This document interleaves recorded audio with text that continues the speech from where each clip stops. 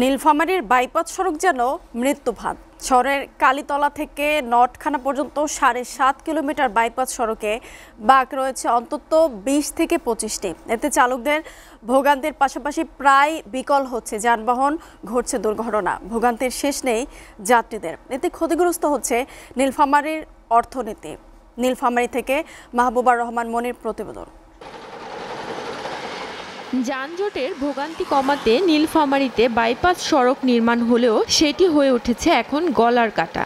7.74 kilometre অংশে 42টি বাঁক, এর মধ্যে 12টি অতি ঝুঁকিপূর্ণ। প্রায়ই ঘটছে দুর্ঘটনাও। এ কারণে সড়কটি ব্যবহারের অনীহা চালক ও যাত্রীদের। তারা বলছেন অপরিকল্পিতভাবে সড়ক নির্মাণের খেসারত দিচ্ছেন স্থানীয়রা। 3টা জায়গার মধ্যে সরকার মরণে ফান করে দিয়েছে, এটা কোনো রাস্তা বানায় নিয়েছে। 18 ফিটের জায়গায় বাইপাস, যেটা বাইপাস করার কথা ছিল সেটাই যদি করতো তাহলে সরকারের টাকাগুলো নষ্ট হইতো না, আবার আমাদের বাইপাসটা ঠিক হইতো।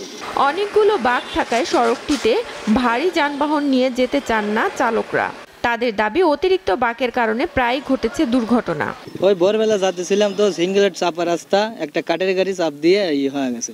পাথরের গাড়ি, 10 চাকা গাড়ি একবারে সরাসরি ঢুকিয়ে দিয়ে দিয়েছে, মানে ঘুরতে পারে নাই, মোড় ঘুরতে পারে নাই।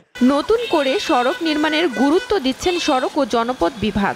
এজন্য জমি অধিগ্রহণ প্রক্রিয়া চলমান রয়েছে বলে জানান নির্বাহী প্রকৌশলী। যানবাহনের মোবিলিটি রক্ষা করতে হয়, তাহলে শহর বাইপাস করে একটি কার্যকর বাইপাস সড়ক নির্মাণের প্রয়োজন হবে এবং সেই বিষয়ে আমরা মন্ত্রণালয়ে রিপোর্ট প্রদান করেছি এবং আমরা ইতিমধ্যে জরিপও করেছি। এখন আমরা রিপোর্টের ভিত্তিতে আমরা নির্দেশনা পেলে আমরা প্রকল্প প্রণয়ন করে দাখিল করব। 44 কিলোমিটার এই দীর্ঘ মহাসড়কে স্বাভাবিক যানবাহন চলাচলের জন্য বাইপাস সড়কটি দ্রুত প্রস্তুতকরণের দাবি স্থানীয়দের।